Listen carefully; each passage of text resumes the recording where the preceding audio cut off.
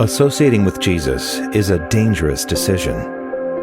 However, Jesus was upfront with his disciples and told them that following him would not be a safe decision, saying that anyone willing to follow him must deny themselves and take up their cross.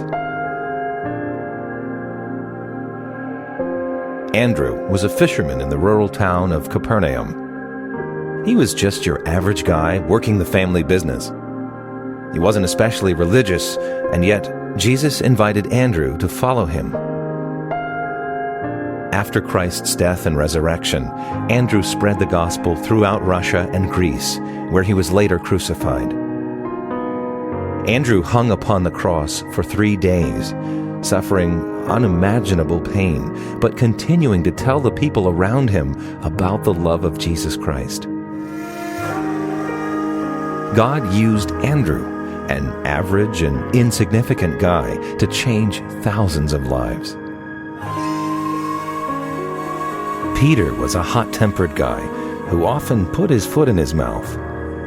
He lacked faith in Jesus, denying him on 3 separate occasions. However, God transformed Peter into a man so full of faith that on some occasions the mere casting of his shadow upon the sick was enough to bring about miraculous healing. Peter fearlessly proclaimed the gospel to everyone, Jew and Gentile. While in Rome, he had the choice to avoid crucifixion and go into hiding. Instead, he chose to surrender himself and was crucified by Emperor Nero. Peter asked to be crucified upside down because he didn't consider himself worthy to be crucified in the same position as his Lord. God transformed Peter from a volatile man of little faith into a man of such faith and courage that he willingly went to his death to glorify God. Now Thomas, one of the 12, was not with the disciples when Jesus appeared following his resurrection. So the other disciples found Thomas and said, "We have seen the Lord." But he said to them, "Unless I see the scars in his hands and put my finger where the nails were, I will not believe it." A week later, Jesus came and stood among the disciples and said, "Peace be with you." Then he said to Thomas, "Put your finger here.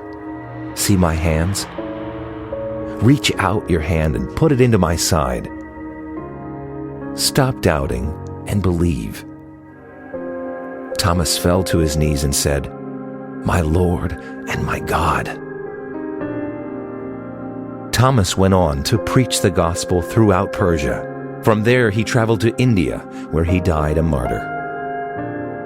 God changed Thomas's heart from one riddled with doubt to one filled with faith and trust in God, even until the very end. Like Thomas, all of those who were most intimately associated with Jesus became martyrs and remained, by God's grace, faithful until their cruel deaths.